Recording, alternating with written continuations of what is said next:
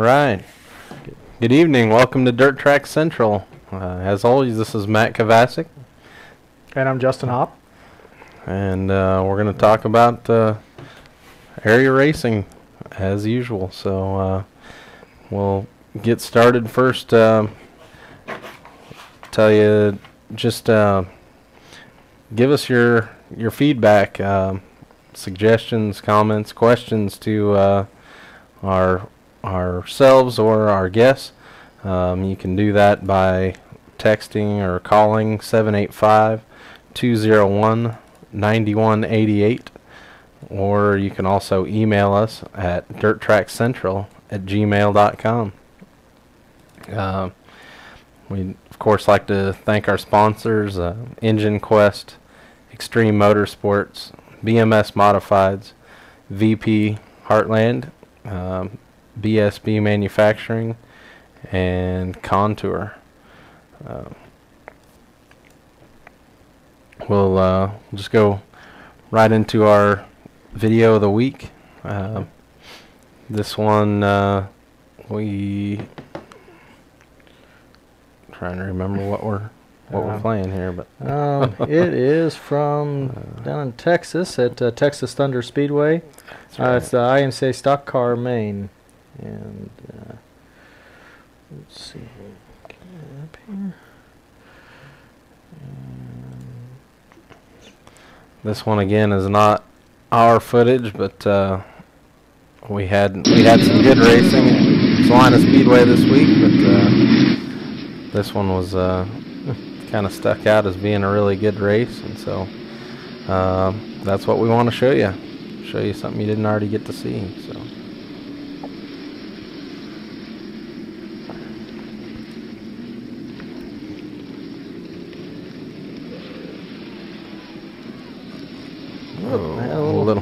A little spill there. Opening laps. As you can see, a really short, tight, slick track there, and IMCA stock cars, as fairly typical for IMCA stock cars. They're very tight battle, and this one is no exception. Yep. A lot of the tracks down in Texas too are these small quarter-mile tracks that make it pretty tight racing. Be fun to have one of those around here. Good close racing and lots of skill driving something that tight and slick. Yeah.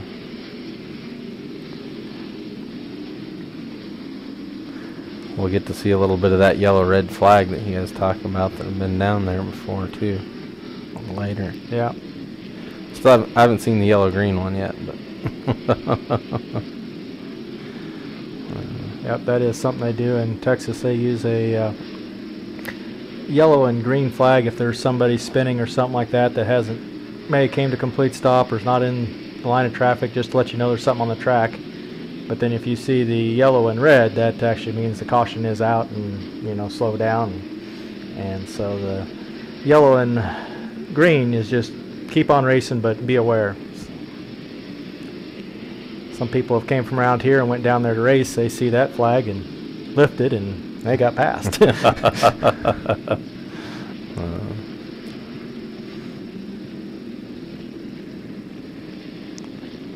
These guys kind of starting to check out on the field, but still racing side by side. Just an excellent battle there. Yeah, they throw her in that corner too. Yeah.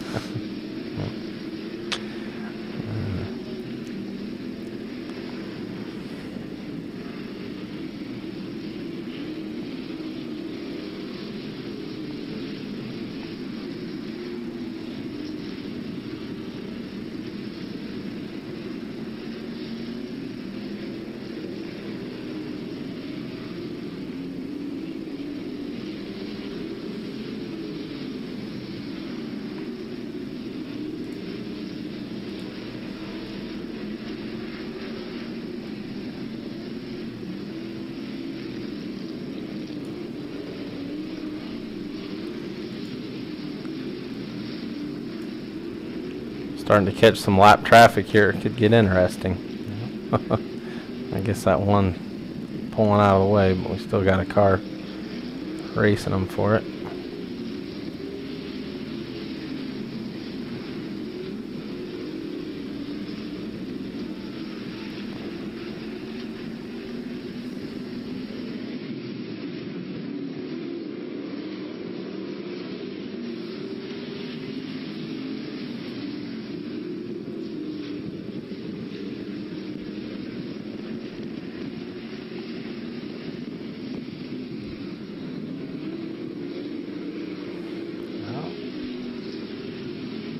Might have a new leader here.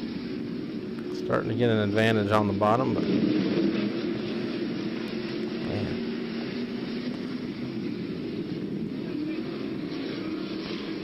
There. Nice crossover move and back to the bottom.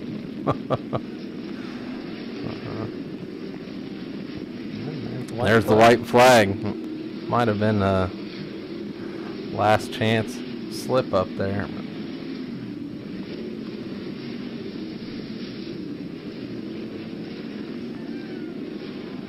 A good clean finish. Yeah.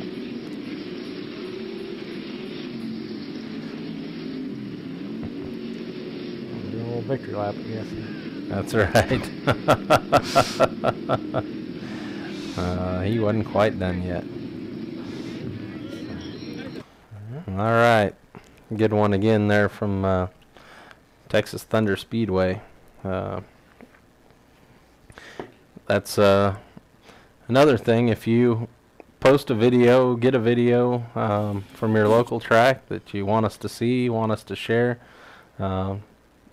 post it up on our Facebook page, email us a link, however you get it to us, just get it to us, and we get quite a few videos, but we certainly will try to get as many of those worked into the show, or at least help share those around the internet for you. So appreciate people sharing those with us. Yep.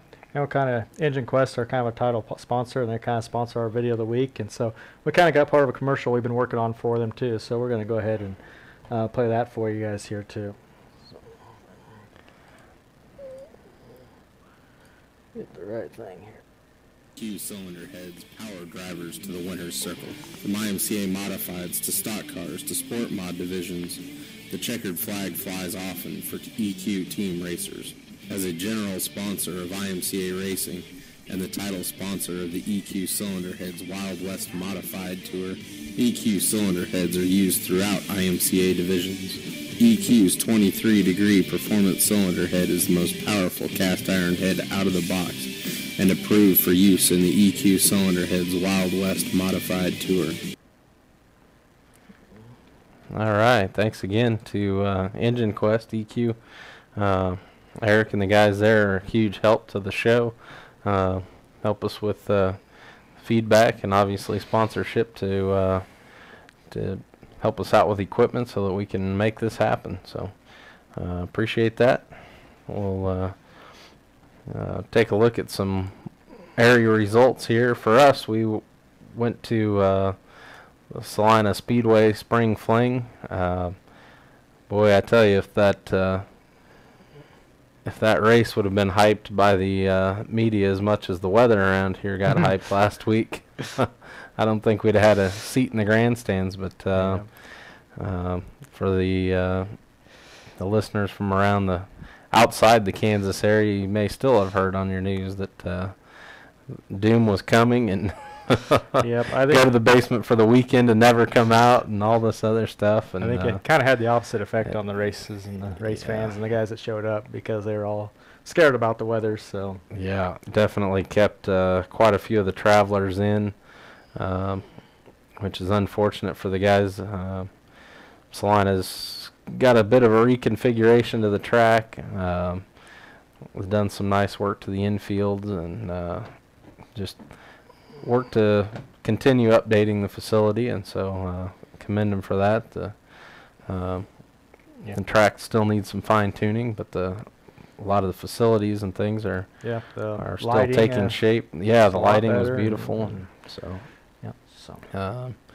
So we'll go through some results from there. All we got to see was the Friday night race. The Saturday got canceled due to the weather, and was a good call. We had some tornadoes come through the area that I don't think they really damaged anything out there or close, but certainly the threat was imminent.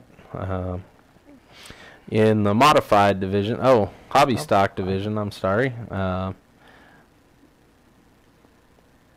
Pete Beaumont win? Yeah. We got that next round. We got them switched around there, but Pete Beaumont wins the IMCA hobby stock feature, followed by I believe Brian Stitch. Brian Stitch in the second spot, Tony Slothauer in third. Had a good tight race there. 1X, GW Fuller was leading the race. Roy Armstrong close in tow, and got crossed up with some ruts, and they got together and kind of ended the night or slowed both of those guys down anyway. So but definitely good racing in the hobby stocks. What's your sport? I guess. What do you want to do next? Mini stocks. Braden Stoner, a young man out of Wichita, Kansas, takes home the win in the mini stock division. Salina Speedway this year has opted for a mini stock division over the sport compacts that we're used to. It's a mixture of the front wheel drive and rear wheel drive 4-cylinder cars, and really kind of proved to be fairly competitive. The first two you see there, Braden Stoner and Stacy Fuller, were in rear wheel drive cars, and then Dallas Dunn and Randy Rice, I know for sure, were in front wheel drive cars. So that's a interesting mix, and hopefully that'll help that class grow. In the sport mod division, Jeremy Chambers, man, I tell you, this race, it doesn't even show the talent that we had present, and not to take anything away from any of the other drivers, but I would say probably some of the fastest 4 sport mod drivers in Kansas would be, if I was making a list, would be, of course, Jeremy Chambers and Dustin Daniels. Their top 2 are both guys that they've raced multiple different divisions, raced for years, and have proven to be very competitive in that sport mod class. Chambers first year in a sport mod last year, and Dustin Daniels just putting this car together this winter. And then of course had Tyler Fry on hand and Brian LaRiviere, both very stout competitors in the area. Fry had some suspension issues, some stuff get bent or something, and kind of started going backwards there. I think he finished, but wasn't pretty. And LaRiviere pulled off early. I'm not sure if there were issues there or just saving from having issues, but anyway, Jeremy Chambers and Dustin Daniels put on a heck of a show, and that video is up on our Facebook page, so check that out. In the stock cars, the Bigg Johnson chassis sweeping that deal with Kyle Vanover taking home the win, and Eric Rempel in the 21 also in a Bigg Johnson chassis. And we'll talk to Kyle a little later on in the program and take a look at some videos and photos from around the area. He's just been on fire around the area, so good to see him down in Salina. Over to the modified division, one of our sponsors, BMS, has just helped get Jeremy Mills into a BMS car after being, I can't remember what he told me, but several years in a Harris car. Probably most of his racing career in Harris built equipment, and excited to be a part of the BMS team, and went out and showed him that even right out of the box he's a competitor, and put her up to the front. There's another good video for you to check out on our YouTube page. Him and Lagrune battle back and forth, and really just put on a good show. Yeah, so. we had cameras on the front and rear of Jeremy Mills' cars, so we kind of got a video produced of both those views, and also one from the grandstands too, so you can see that race a couple different ways. Yeah, as we look down the list, there's Mike Petersilly taking home the 4th spot. He's a general manager over at Extreme Motorsports, also helping us out, so appreciate that. And they had a good run for him there Friday night.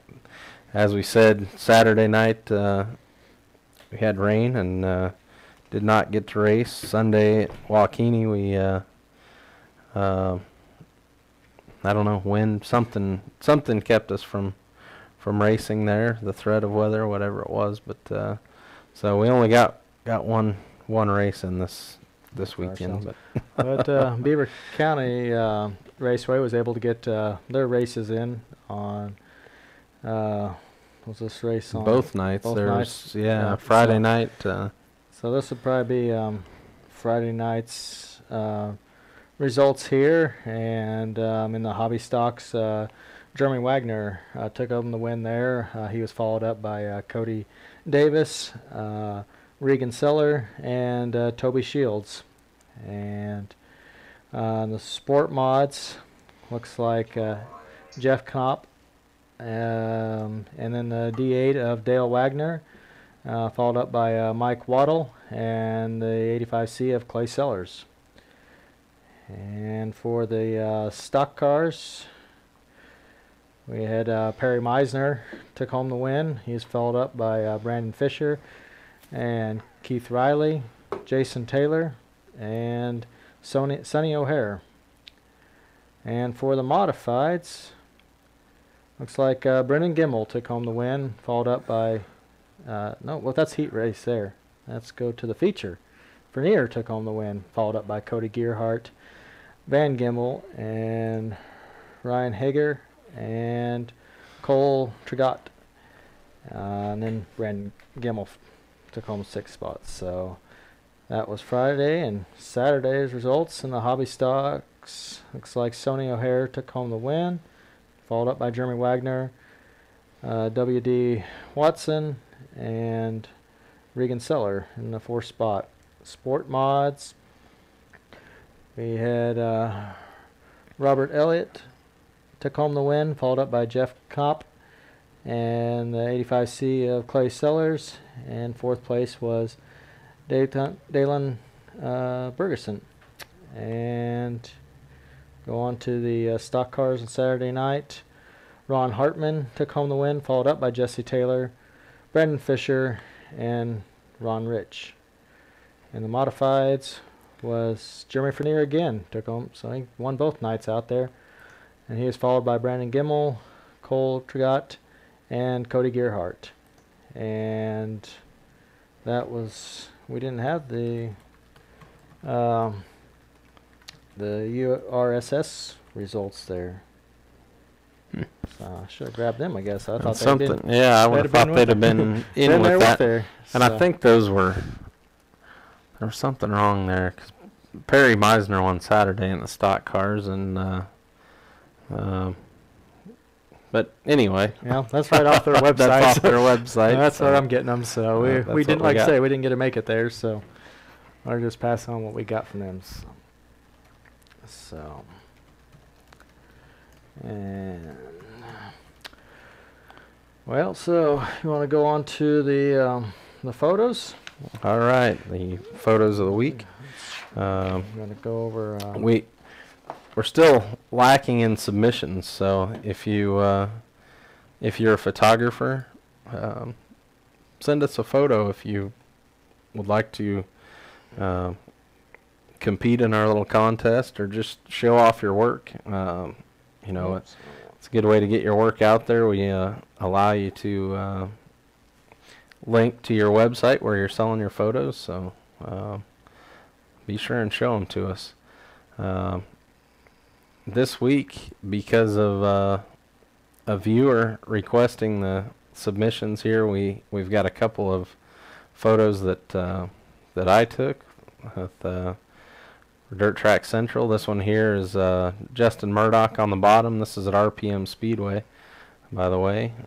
Tyler Tipton on the top and Mike Kennedy right behind him. This is in the early laps, maybe the first lap there of stock car feature race, I believe. And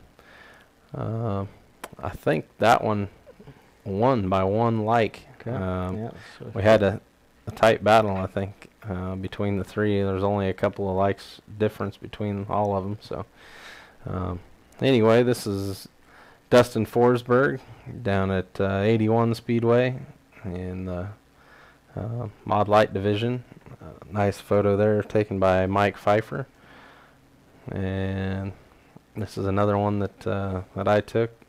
Got Travis Sherfick on the bottom there. Corey Lagreen's on the top. I'm trying to think the guy's name in the middle. Smith, I believe, is his last name. Super, not Dave? I say it's Super Dave. Dave Smith, maybe, Yes, I think. I don't know, somebody just commented. Yeah. It's commented Super Dave, so. Yeah. I should have looked that up. I didn't have it here handy, but at any rate, that one had the second most likes, I believe, and the stock car photo had the most. Yeah. We'll go ahead and introduce the photos that we have for this week's photo of the week. First one's another one that I took. This is at Salina Speedway. Kyle Vanover in the stock car division. Getting a little 3-wheel there going in the heat race. Did we have any other submissions at all? I kind of forgot to load those ones up.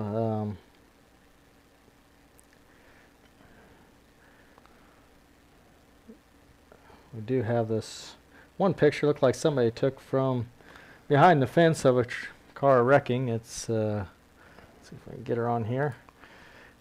Not the greatest picture there because it's through the fence, but it is a car on just 2 wheels, about ready to go over or come back on its wheels. So yeah, it looks like this was from the Salina High Banks in Oklahoma, Salina, Oklahoma, not Salina, Kansas. So yeah, so there we go. And so if you guys still got some photos you want to put in, we'll still have a little time before we can get entered in, before people start voting on it too. So go ahead and send them our way. So that'll work. Take a quick second here to talk about Extreme Motorsports. They're a good sponsor of the show, and we appreciate their help. If you need I know they've got a sport mod still sitting there, basically ready to race that could be purchased in any.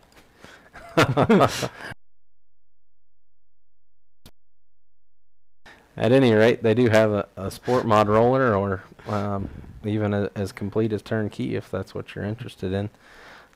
So, chassis manufacturer and part suppliers at Salina Speedway and Thunder Hill Speedway. So, look those guys up the next time you need parts. The crash of the week comes to us from Salina Speedway. It was a IMCA modified heat race. Well, we'll take a look at it. Okay. Tell us what happened. Sorry, did I jump ahead on you? Yeah, I was just looking around here, I guess. And let's go here. We should have her just a sec. Get the right one. There we go.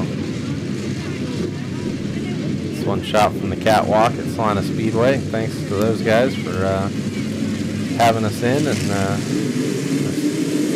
get some footage here. So, Salina Speedway spring fling in action here.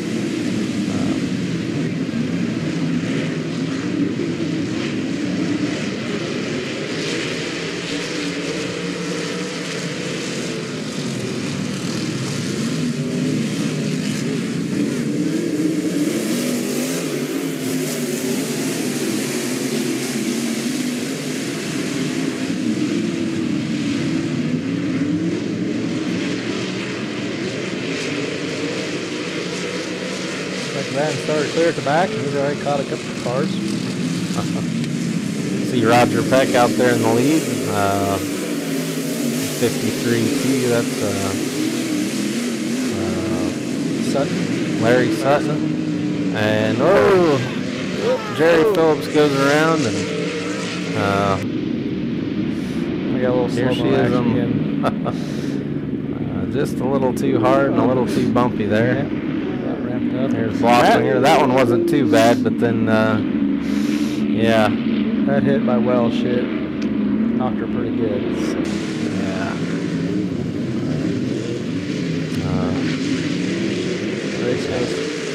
Race does, continues on, and Phillips was still moving at the point of the caution, so he did get his spot back there, and ends up challenging for the win there in the heat race, and ends up second. Yeah, I also do have the view from we had a camera on Blosslinger's car too, so we'll just we'll go ahead and play that too. This is off the rear bumper of the number 9 BMS, Brandon Blosslinger.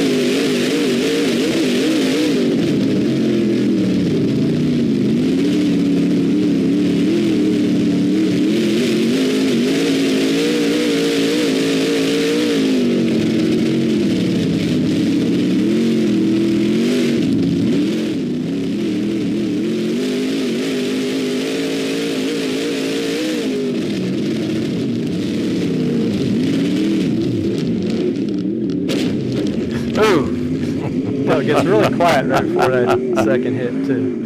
Yeah, yeah, and then the sound of impact.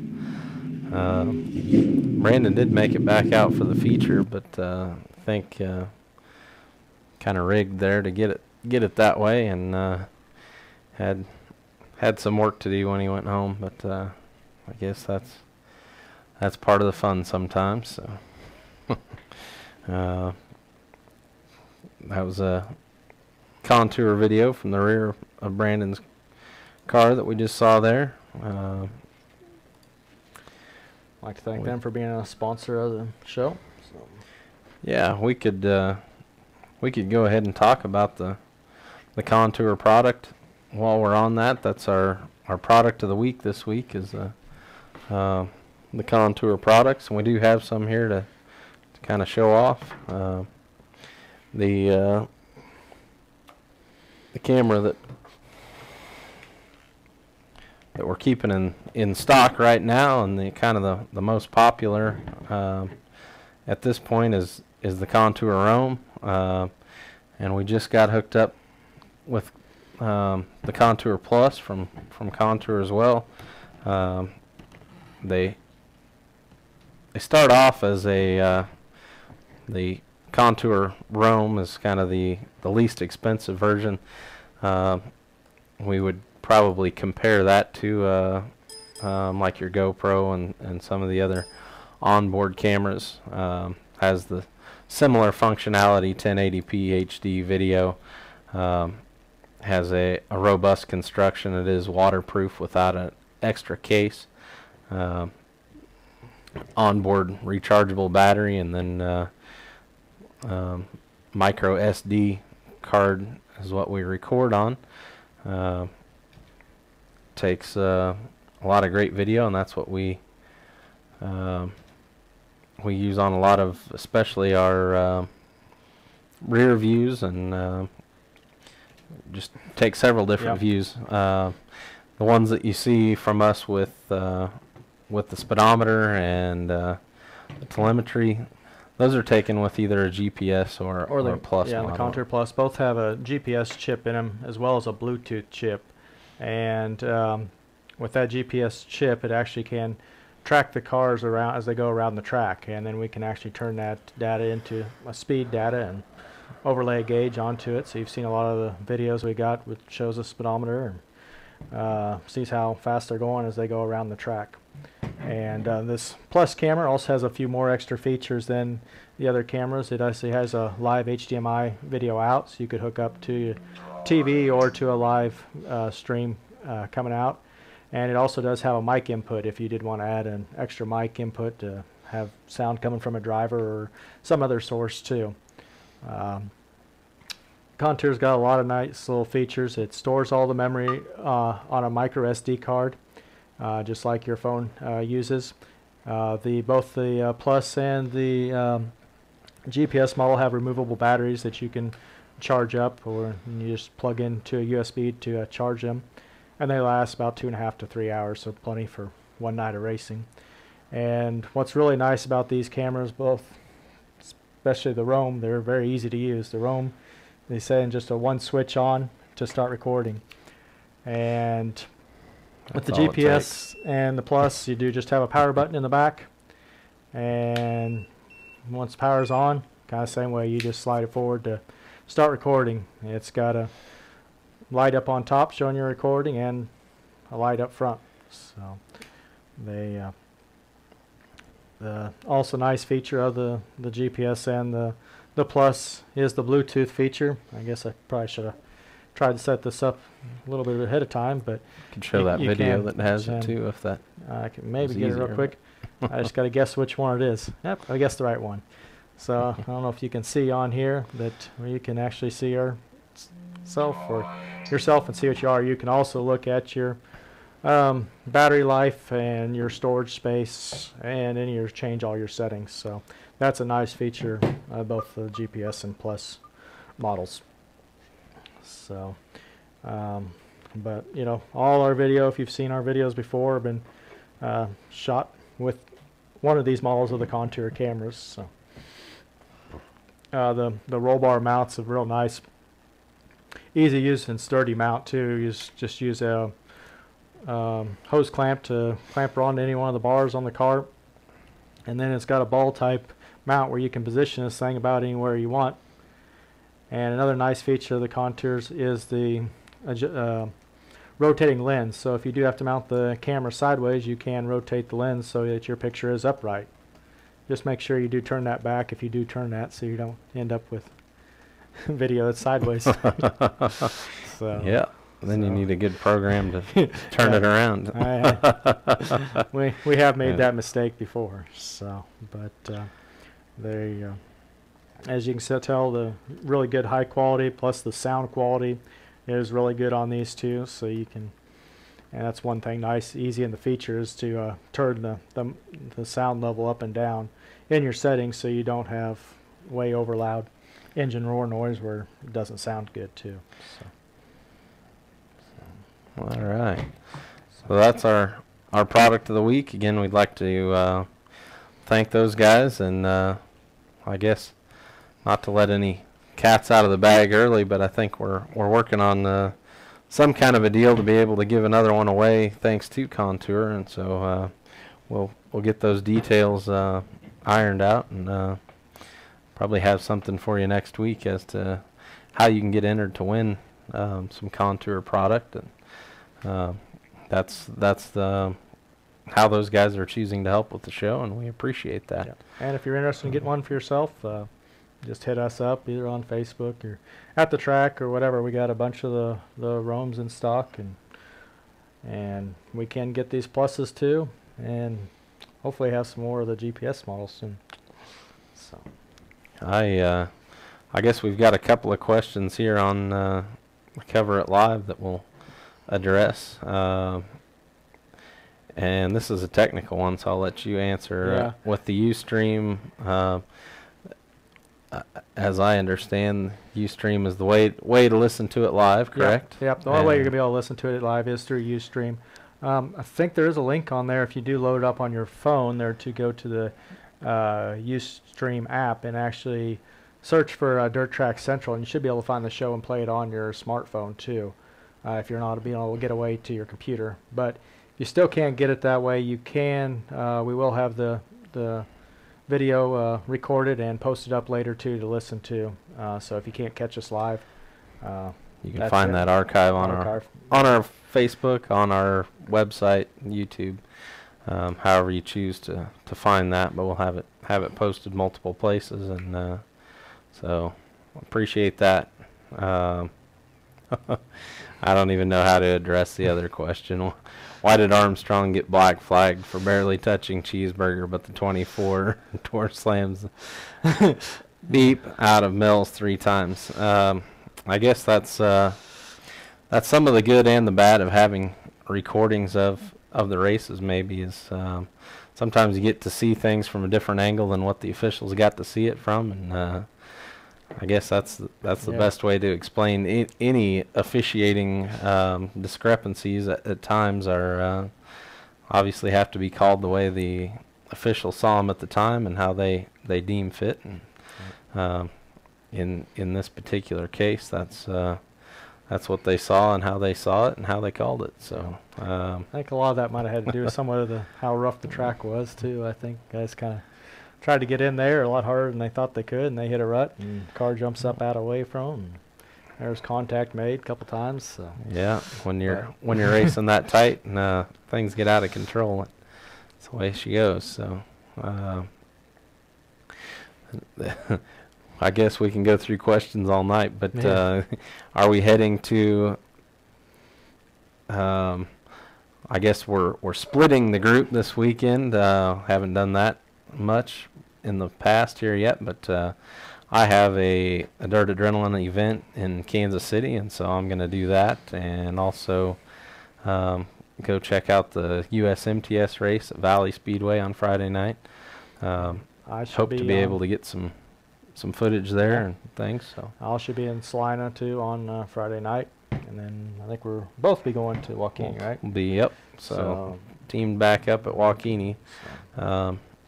No plans for Saturday other than trying to get home from Kansas City for me, and so that's the plans for this weekend. But all that changes quick too. Yeah, so. And I don't know, kind of looking a little eerie out there, but hopefully that stuff stays away this weekend. Kind of missed a few shows this weekend because of that. So. That's right. Well, I'd like to thank BSB Manufacturing. Again, we'll have each of these guys on the show as the show goes along to explain to you some of their product lines and how they can help your racing program be better. But BSB Manufacturing is they tell me their line of business is creating more traction. So they've added brake pads this week and or this season. I'm sorry. I think they may have had them before for late models, but they've added that line for the modifieds and stock cars and that, and so they've got brake pads, they've got springs, shocks, of course the suspension parts, and all of those things working in unison sure helps hook the car up better and takes you to the victory. So thank you to those guys for sponsoring the show. Yep, thanks. I guess maybe we're skipping ahead there, but the next question was, what about Dodge? We do have just a whole list of places that are racing this weekend, and Dodge City is one of those tracks that's racing. Eagle Raceway in Eagle, Nebraska is also racing Friday and Saturday. They're going to be joined by Tony Stewart. That would be that'd be one for a fan to catch if you're not headed to Kansas City to get a little dirt and asphalt weekend combined. In my opinion, that'd be the only way to do it. I wouldn't go just watch asphalt. Our show's about dirt, so we can talk bad about the asphalt if we want to. In the Kansas City area, if you are heading to the Kansas Speedway, you've got a lot of options. Friday night, you've got Valley Speedway in Grain Valley, Missouri. You've got Lakeside Speedway in Kansas City, Kansas. Then on Saturday night, Grain Valley has their normal Saturday night show. I-35 Speedway up north of Kansas City has an IMCA race. Over in Topeka, not too far off at Heartland Park, they've got their weekly racing program as well. So you've got just a host of options there. As well as, like I said, if you're wanting to see NASCAR stars on dirt, Eagle Raceway, Tony Stewart is committed to race there in his 360 sprint car with the ASCS. And with the USMTS, they have commitments from Kenny Wallace and Kenny Schrader. During NASCAR time, though, it's kind of you just never know who you are going to see at the local track, whether it be at Lakeside or over at Valley. There's a lot of those guys that end up behind the wheel of a modified or some kind of dirt car that weekend, and so it's always fun to go watch and see who shows up. Yeah. So. And it was good to see Lakeside get back opened up after their season last year, where they got flooded out for most of the season and were kind of unsure if they would be able to get the doors back open too. So yeah, it's going to be really good to see that they're able to get things back going and not another track closed down. So.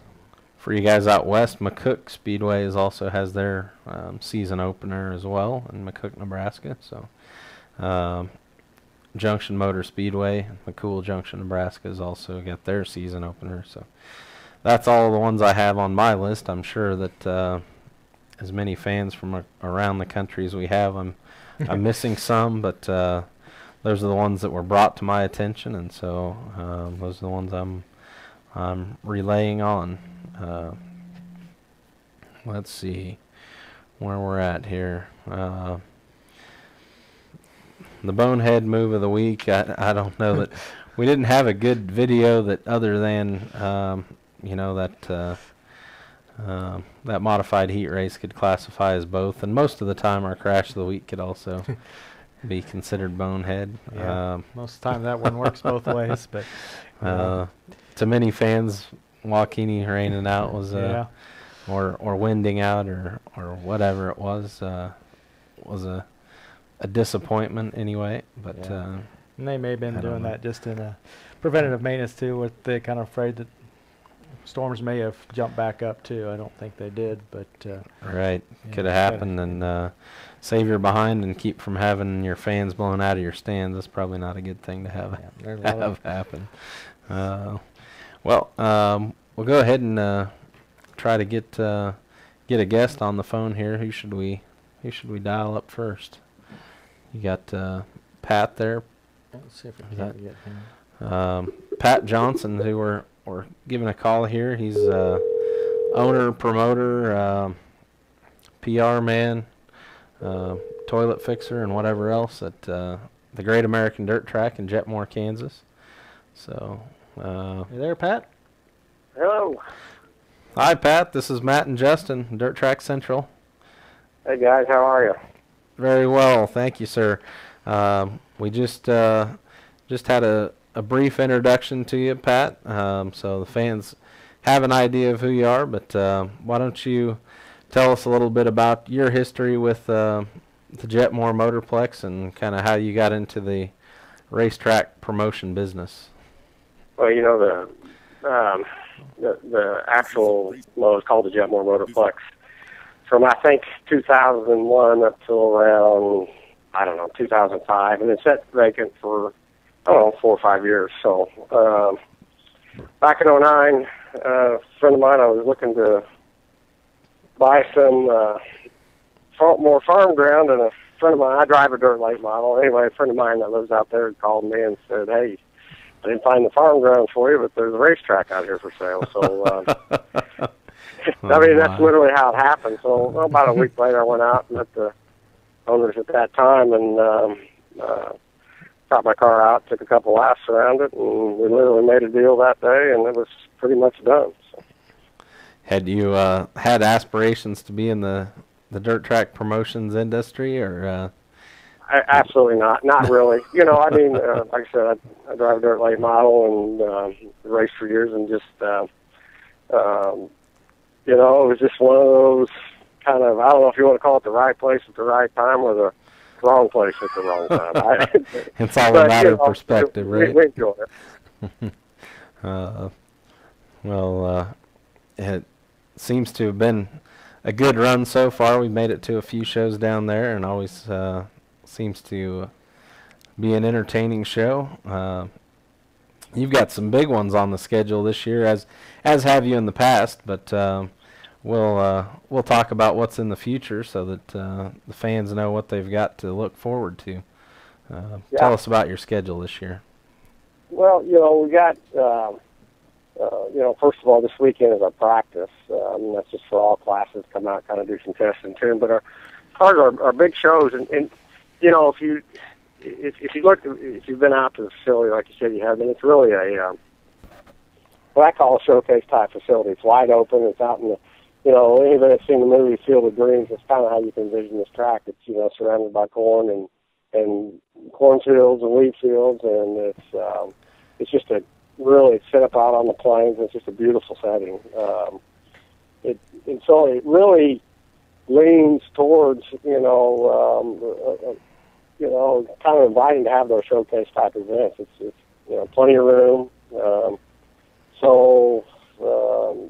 That's kind of what, if you look at our schedule this year, you'll see a lot of big events. We got coming up here in Friday the 27th and Saturday the 28th is the Showdown, which is a big event. And it's the largest dirt late model event in the western half of the United States. So if you get western Missouri line all the way to California, it's the biggest event. So and it's our third year for that event, and it's growing. It's going the right direction. We're getting calls from drivers and people in the industry, that are really interested in this. So it's quite a deal. I mean, I don't know if you've made it out for the event yet, but it's kind of, it's getting to be one of those, I'm not going to say it's a crown jewel yet, but it's kind of on the list of maybes, because it's really starting to attract what I call some of the best drivers in the world when it comes to dirt late model racing. So we've got that event coming up, and then, of course, our signature event for our track, which is the Steve King Memorial, and that'll be the following month, the Memorial weekend, and that's the 360s and the 305s, and it's kind of a neat deal. That's kind of another one of those deals where we have, as far as, if you want to go one place and see 80 to 100 sprint cars at one place, that's the place to be, and it's quite a deal. It absolutely packs the house. So. And that's another 2-day event, correct? What's that? That's another 2-day racing event as well, correct? Yeah, that's correct. That is correct. And that's, we've got the ASCS National Tours coming in this year for that deal. So that'll be a nice deal. So, it's kind of neat when you could say we're actually, as far as in dirt late model racing, we're going to have the best of the best in not just the United States and the world at that deal. And then, you kind of switch gears and you pull the cylinders off, and a month later you're in you got the best in the United States / best in the world sprint car driver showing up. So it's kind of a neat deal. We're proud of that. So.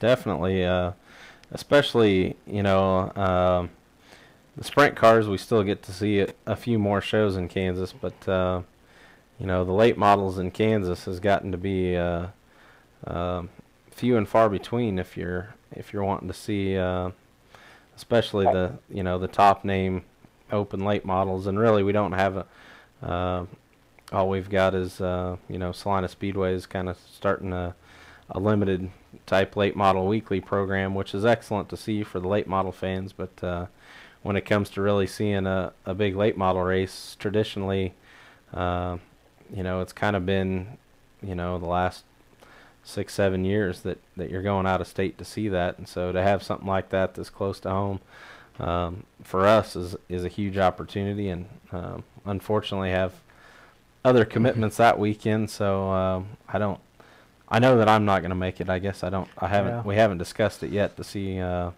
if there's anybody from our team that can make that. But as we were talking earlier, you did mention that we've got a live broadcast of the audio of that, as well as capturing the video with the guys at Racing Dirt, and that's exciting news as well.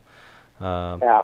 Obviously, for a promoter, the thing to do is to fill the pits and fill the grandstands, and we want to see that. But when you attract the broad base of drivers, obviously a racer's got it in his blood, and he'll travel a little further than his fans will sometimes. So it's always great to have that option for the fans to be able to come back. And how do they get the broadcast? Is that through your website or? Well, yeah, they'll be able to go to the red car. You know, I want to back up a little bit to what you said about few and far between. It's tough nowadays. I mean, you know, the industry is kind of going through a change. And so, you know, part of it, you know, those big shows attract those big drivers and the big purses, obviously, for me, is a huge commitment. Financially speaking, that is a, you know, I mean, I'm not saying you're rolling the dice. There's some education involved there, but you are kind of rolling the dice. Right. And so, you know, part of that, that's why you see them, because they're really expensive to put on. But I mean, they are, if you've ever been to, you know, these type of shows, I mean, these, you know, these are professional drivers. This is what they do for a living. And I mean, it's, you know, when it comes to stock car racing, this is the NASCAR on dirt level of stock car racing. I mean, and so, you know, when you make that commitment for me, you know, obviously you need corporate commitments, you know, and this year we got United Wireless and Southwest Distributing out of Dodge City, and they've been huge for us this year. I mean, they're, you know, without their help, I'm not sure it would ever happen. But you know, when you, like I said, this is the third year for the program, and when big corporations like that recognize what you're trying to do, and they recognize how it's mutually beneficial, the more and more we can show and make it mutually beneficial. That's how we can continue to bring that stuff. But you know, I backed up on you, and you asked a question. Now I forgot. What was the question again? Well, I mean, I guess I'm trying to remember the question myself, but you do bring up other topics that I would discuss as well. You know, you're mentioning your corporate help there, and that is huge. The other huge thing about these big shows is, you know, not only the fans, but you know, the race teams and all that's involved, the sanctioning guys, all those people need places to lay their head and have good meals and all that good stuff. And you did mention that you're in the middle of a field. Do you have some partners as far as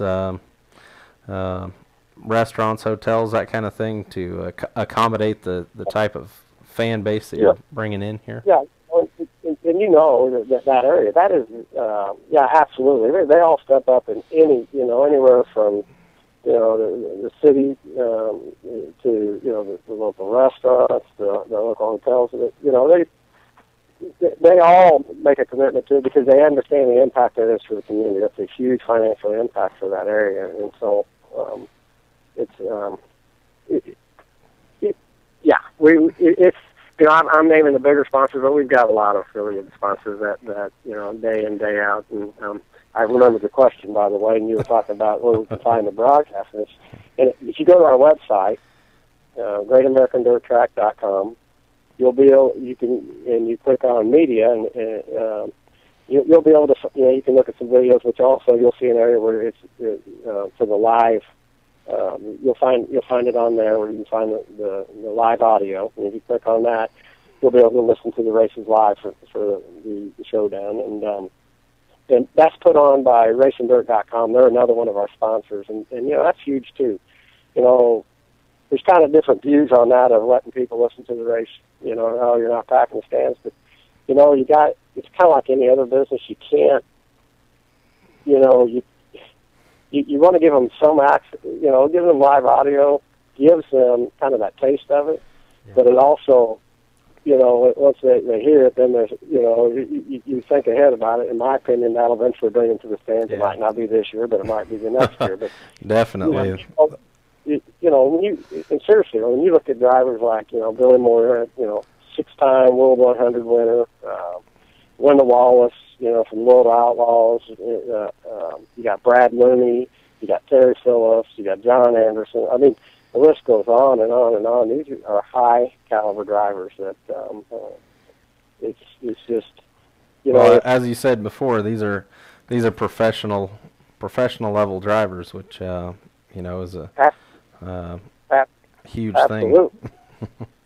We're giving the fans a little tour of your website here as you're talking about it, and showing them your flyer and where to find your information there. So beautiful looking website, as you said, done by the Race and Dirt guys, and want to give them a shout out. And we have, you know, discussed at length, like you said, the you know, how much is too much to give your fans without keeping them out of the stands. And I think you hit the nail on the head there, that you know, if a guy's a race fan or gal, you know, a family is a racing family, they're not going to sit at home and watch a broadcast or listen to a broadcast because they could be at the track, but they can get it for free online. They're online because they couldn't make it or they had other commitments. But when you release results and you put that audio out there, to me anyway, all it does is make me sit at home and go, man, I've got to figure out how I'm going to get to this one next year, because this sounds amazing, and we're missing out. And we've already discussed that about a few races that we didn't make already this season, and it's still early. These things done correctly, I think, are huge to the business. And like you said, some promoters have differing views on it, and we respect them all, but we're glad that you're giving some of that to the fans. The other thing, I guess, the interesting story I'll tell, my first time to Jetmore, to the Great American Dirt Track, we went out there hobby stock racing probably 10 years ago with a friend of mine, and I like to say that the sponsor flew me home. The track is right adjacent to the local airport there, which is awesome if you happen to have your own airplane and you want to catch a race. You know, just swing on down to Jetmore. But our boss had come to watch the race, and he had brought his plane and a couple of guys from here in Salina, and it took us about 5 hours to get down there because we blew 5 tires on the way there. And I had family pictures the next day that my grandma said, "There's no way you're missing this." And we had blown so many tires that we couldn't even beg, borrow, or steal enough to feel safe heading home. So we had to stay the night in the truck and go to Dodge to get tires the next day. And then I wouldn't have been able to make it home for family pictures. So I got the boss to fly me home with the rest of the guys that came out from Salina to watch. I will never forget my first trip to Dodge, or to Jetmore, to the Great American Dirt Track, and it was also my first ride in a small plane, and that's a whole nother story there. You know, that's a great story. And, you know, the funny thing about it is, you kind of hit the nail on the head in a different way, in my view of it. What you're saying is that's what I love about the sport. It is a family sport, and it's you know, and how your family gets involved, and you know what I mean. It's kind of neat, and all the stories when you sit around and listen to the race car drivers and people involved in the sport. Everybody has a story like that, and it always revolves about something about the family. It's kind of a neat deal, you know. Definitely. One thing I did want to ask you before we turn you loose, you mentioned that you are a race car driver as well. Are you still getting to drive like you'd like to with owning the racetrack, or are you driving at all, or where are you at with your racing? Well, the answer is like I like to. No, I would, you know, I'd love to be running 50, 60 races a year, but you know, with all the commitments and the several businesses that I've got, I'm, and of course family commitments. You know, I got a child in basketball that's playing all about year round, and so I'll get in maybe 15 races a year right now, and you know, we're going to try to do some things to free up some time, but you know, it's okay at this point in our life. It's all right, but I would love to even run my own race, but like I've told a lot of people, I can imagine me being in my own race. I can see a lot more bad things that can happen than good. So yeah, I kind of as tempting as that would be. So I mean, I'm sitting there watching when I watch it, and it just kills me to be out there. But it's all right. I mean, it's yeah, kind I'm sure that you'd be as the other way as possible if you're sitting in that seat and wondering how the concession stand's doing and how the this and that and the other. I know, you know, having kind of nothing on this kind of scale, but owning my own little business here, you know, when you're not doing it yourself, no matter how good your help is, you're always wanting to be in it and wanting to be doing it, and so yeah, it'd be tough either way. You're stuck in the middle there, so. You bet. Well, we've got another guest coming in behind you. I'd like to spend some more time with you. If there's anything else that you feel like you haven't said yet that you'd like to, we'll go ahead with that. And otherwise, we can thank some sponsors and let you go. Well, I'd like to thank you guys. I mean, what you're doing is big. It's big for the industry. It's big for our community. And I hope that you're getting the sport out in central Kansas to let your business grow, because it's a big deal. I mean, you are an avenue for us to let people know what's going on and let them know about the different various opportunities. And, you know, I'm surprised, and more people I meet and talk to in Kansas, that they don't even realize sometimes about these big races. So having you there, we're extremely grateful. I mean, you don't know how much, but I just want to thank you for what you do.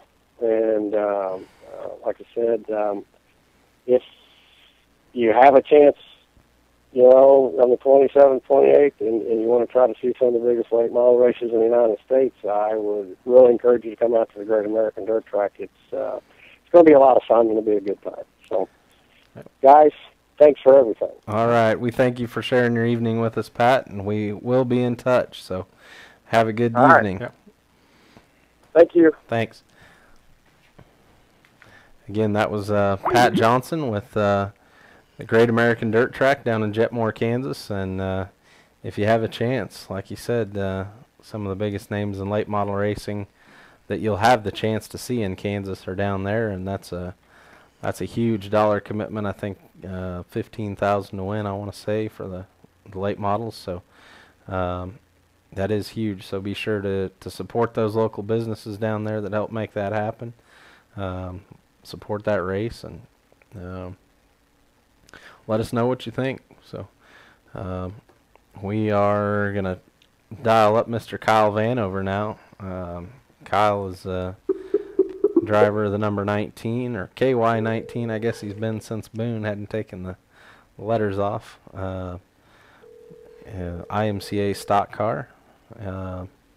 Previously ran factory stocks, I know, at Beatrice, and we'll ask him a little bit about his past and the racing there. Hi, Kyle. This is Matt and Justin with Dirt Track Central. How are you? I'm doing all right. How are you guys? Very good. Good. Good to have you on the show. Thanks for taking time out of your evening to talk to us. No problem. We've already got one question for you, or comment here, and it says to tell you that you're looking a little skinny and you should probably eat more, and that left front might stay on the ground. So That's a fairly common comment. That one might be from your chassis builder, it looks like. So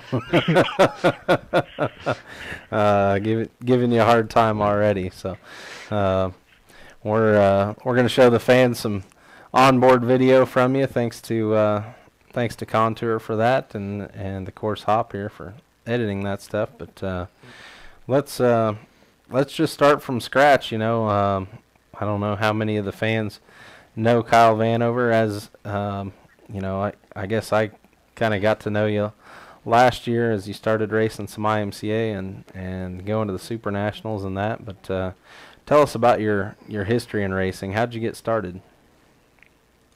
Well, actually, I was kind of born into it. My dad started racing back in the early 80s, and basically that's all I've ever known. I mean, all I knew was you went to school during the day and you came home and helped on the race car at night, and that's what you did on the weekends is went to the races. So what did he race? What's that? What did he race? Raced about everything, getting from lemon to late models to bombers, to pro-ams, and then in the late 90s and early 2000s he had a IMCA modified, and then a limited mod and a pro-am here lately at Beatrice until I believe it was 2007. He hung it up. Okay. So that was practically right after I started, which I actually started driving myself in 2006 with a hobby stock. And with the first year hobby stock, the second year I won the track title in Beatrice. And I was basically unable to afford it at that point and ready to hang it up. It's kind of I mean, everything in the sport has just got to the point of it's very expensive. Definitely. And, my dad got offered a deal for another ride from a gentleman that we've known forever, Greg and Jen, and he kind of passed it off to me and said, "Here you go." He was ready to give it up, and we kind of ran with that, and we kind of took a pretty big leap and went to an IMCA modified right out of the gate, and that was like I said, that was a very large leap, and kind of just struggled and finances and everything, and it was a big learning curve going from a hobby stock to a modified. And definitely. What kind of car was that one? That was they called a nasty chassis. Radar Reedy and Darren Michaelis out of Blue Springs basically engineered them with Dave Tronic, and kind of is me and Dan Nelson are basically the only ones in them. And we did that for the first year. In the second year, we had a BMS modified and ran that and did all right. Qualified for the Spring Nationals at the beginning of the year, and had an all right run through the year. Wasn't, I guess wasn't too horrible, should I say. And at the end of the year, it just kind of came down to the point of how am I going to put a car back on the track for next year, and the finances and everything. And so we kind of talked it over and decided to switch to the stock car idea. And that's probably the best idea we've ever had. Looks like you've had a lot of fun in that class. It started out as you guys had a non-sanctioned class there in Beatrice. How long ago was it that you started racing that class? It had been 2010 was my first year, so this would be my third year doing the stock car thing. Okay. So was your first year, did you pretty much just race Beatrice, or is there other tracks around there that you ran at? We raced Beatrice full time, and then McCool off and on. They're both unsanctioned, just kind of basically off an IMCA rules, but with a 500 carburetor for any engine option. And just kind of played around with that, and that was the first year of the Bigg Johnson stock car. Brandon kind of approached me when we decided to do the stock car, and he kind of threw me an offer of he wanted to develop a car, and that was our guinea pig car, and kind of threw anything and everything at it. And at the end of the year, we sold it and built the car I have now, which is probably a little bit better than that one was, but that was kind of the start of even the Bigg Johnson chassis with the stock car side of it. Okay. You started traveling and doing a little bit of IMCA racing, I think, with Jordan last year. Is that right? Yeah. Actually, even the first IMCA stock car race I ran was last year, opening night at Minneapolis. Okay. We've even headed to Winston, Missouri, to run there, because they were running the rules that we was running at Beatrice, and it looked like it was going to rain there more than it was going to rain at Minneapolis. So changed directions, and we showed up to the track, and I bought an IMCA license, and we changed carburetors, and we also changed gears and went racing that night, and even got lucky enough to knock Schoenberger off. The things a racer will do to get to race a night. Yeah. The miles they'll drive, the things they'll do. But yeah, that was a good run there. I think passed him right on the last lap, maybe, if I remember right. I remember that being a heck of a good race. Maybe it wasn't quite that late, but yeah, I led most of that race, and right at the very end, I kind of pulled a little bit of a Daytona blocking move, which, I mean, at the time it was kind of a time of the moment, which, I don't know. Jason wasn't mad about it, so I guess it wasn't that bad. And kind of used the lap car as a pick and held on to the lead for that one, but yeah, it paid off for me, I guess. Okay, I do remember that race now. Yep, that's part of the fun, and I don't know. Jason's a pretty easygoing guy. I'm sure fun to race with. So it's good to see you running around this year. Seen your name and results all over the place. You mentioned I-35. I think you made a venture up there, and we saw you at Thunder Hill and Salina, all over the place. We were up at Beatrice, of course, your home track, and so been having a pretty successful season already. How many wins you got in the books this year? Just 2 as of this year, but I mean, can't really complain about any of the results. Definitely been very competitive, and oh, Peanut Butter says hi. Hi, Peanut Butter. Yes, sir. Anyway, we've had a heck of a run going. What's your goals for this year? You have any specific goals that this year? Probably the biggest one is just have fun.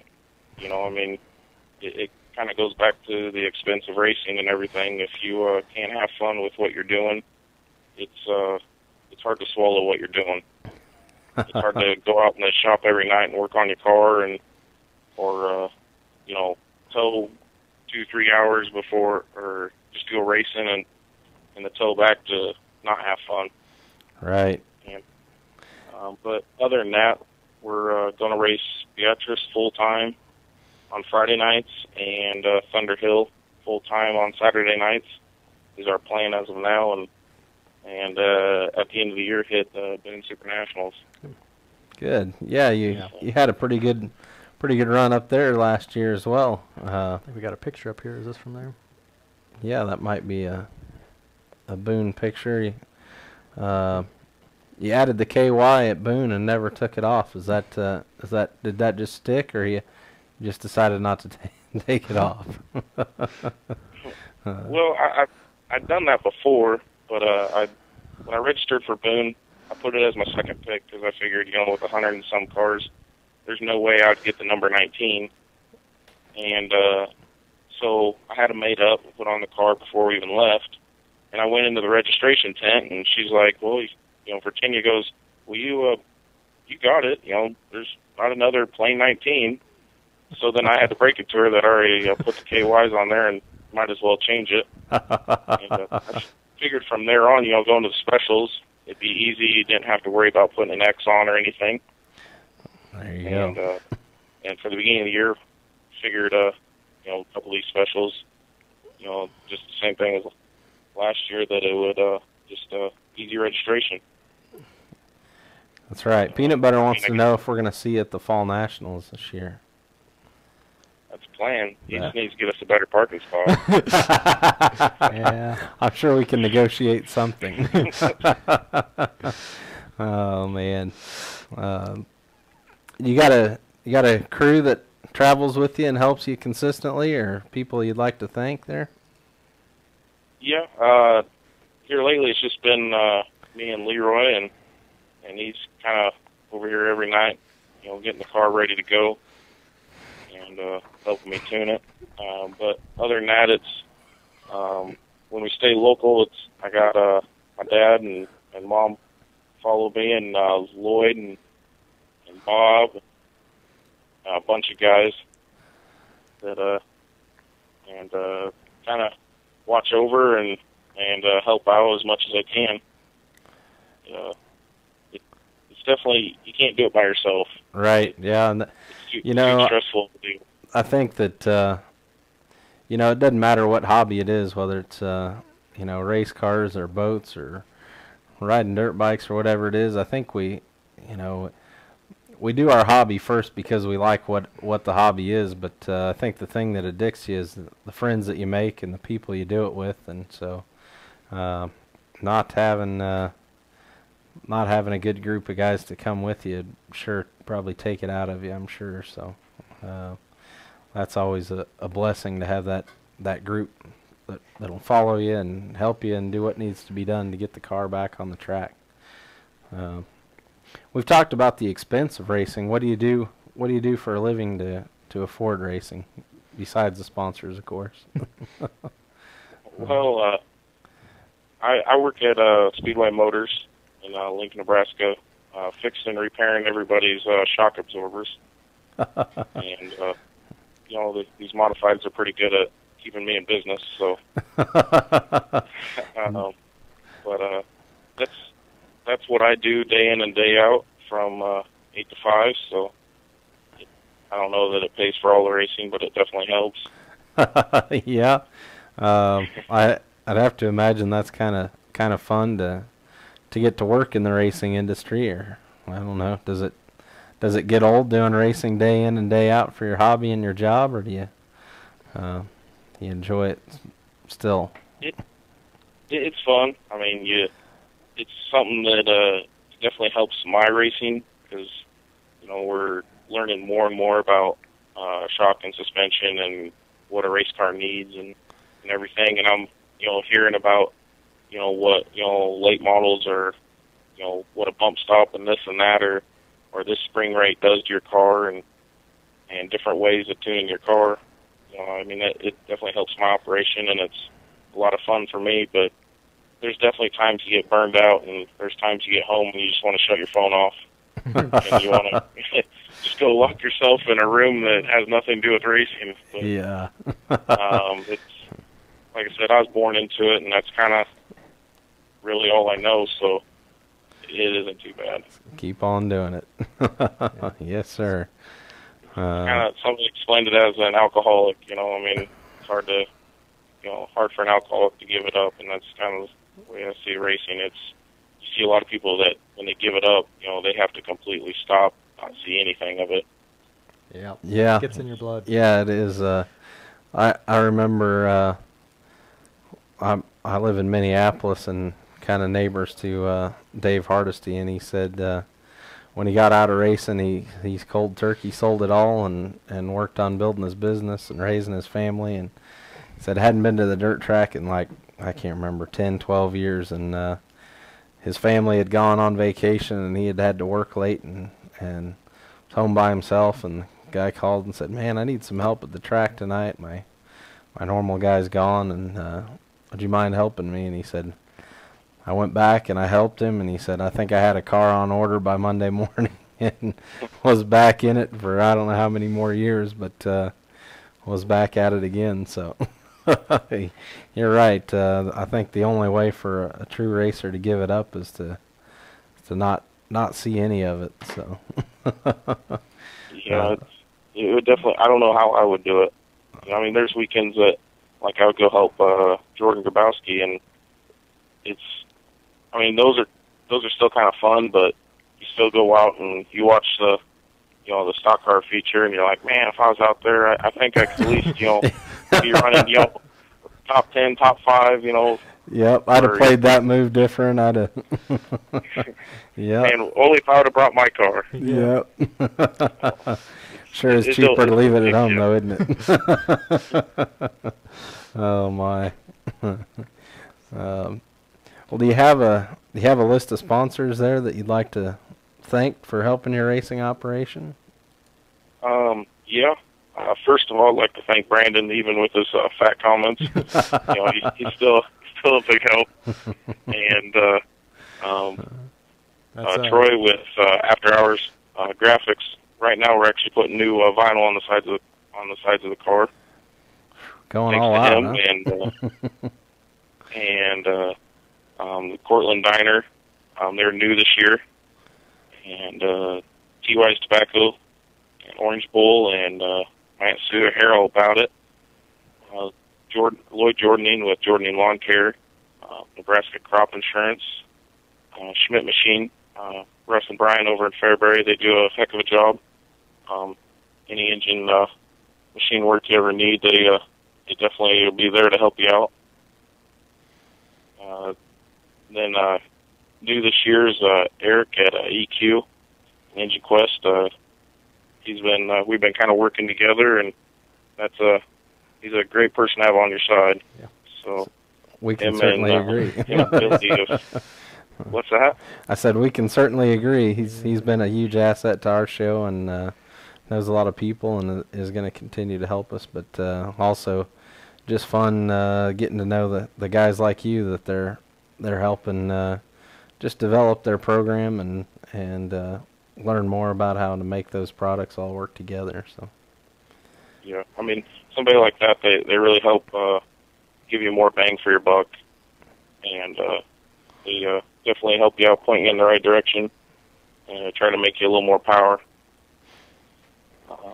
But also, Greg and Jen, like I said, Greg is a big financial help, and you can't ever have enough of them. Certainly. And then there's Ben Novotny and Jordan. Like he was talking last year, we rode around in their semi all year, and that's definitely a major help with fuel finance and more people at the track. In case there's times at Thunder Hill where Jordan would break a motor and we push my car off the side and help him, or if I'd crash, they'd help me, and so it definitely helps out having more people at the track. Oh yeah, definitely. That's, like I said, earlier, like Leroy and my mom and dad and everybody, and Lloyd and Bob, the guys that come to the racetrack and are there to help you work on the car. That you always, you can never get enough of them. Yes, sir. We appreciate you sharing your evening with us. One other thing I wanted to ask you: do you have any? Is there any show that just sticks out in your mind as the one that I want to win?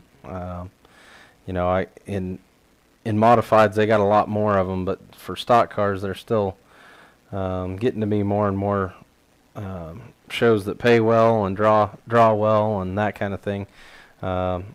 You already got that Spring Nationals under your belt, if I remember right? But is there another one that sticks out in your mind as the one that you want to win? Right now, in my head, is definitely this Sunday at Knoxville. That would be something only a person could dream of, it seems like. Certainly, man. I didn't know they were racing stock cars at Knoxville. Yeah,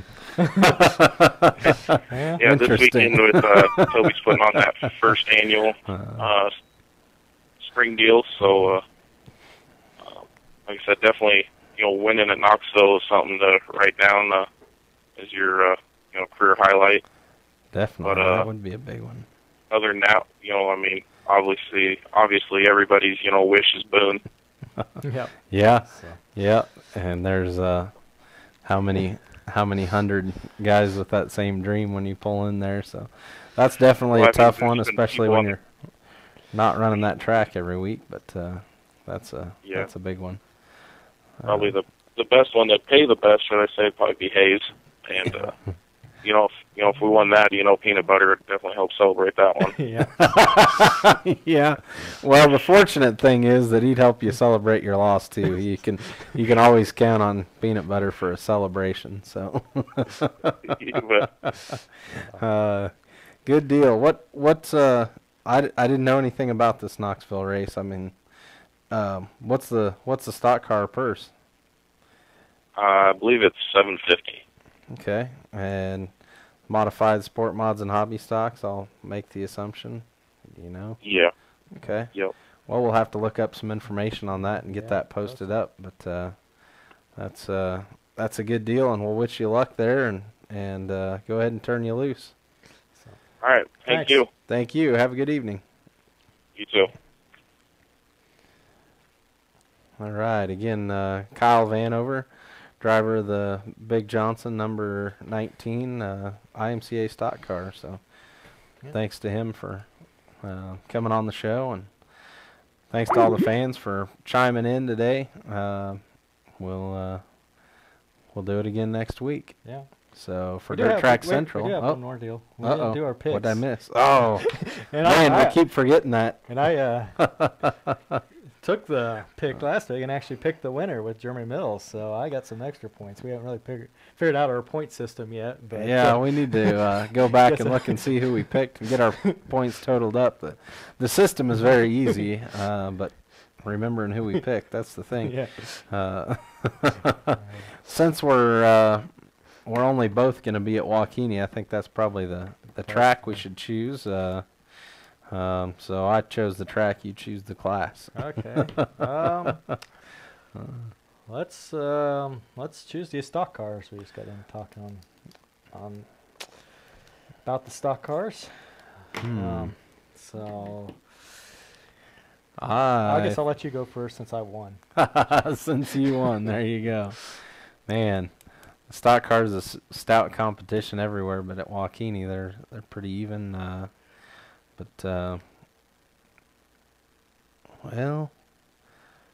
I'm gonna say Nick Tubbs. I was gonna say Jeff, but Jeff's got a brand new car, and we'll save that pick for another day. I don't. Yeah. Plemisto's supposed to have his new car out this weekend too. So it'll be good racing. I never know what to expect from the brand new cars, but that's my pick. Okay. I think I might try to go with old Cunningham. He should be there. Terry Cunningham. He goes around there pretty good. Yeah. There's a lot of good picks in that class too. So definitely. But I will go with him. So we'll see how we did next week. All right. Well, it is 9 o'clock. So with Dirt Track Central, I'm Matt Kovacic. And I'm Justin Hopp.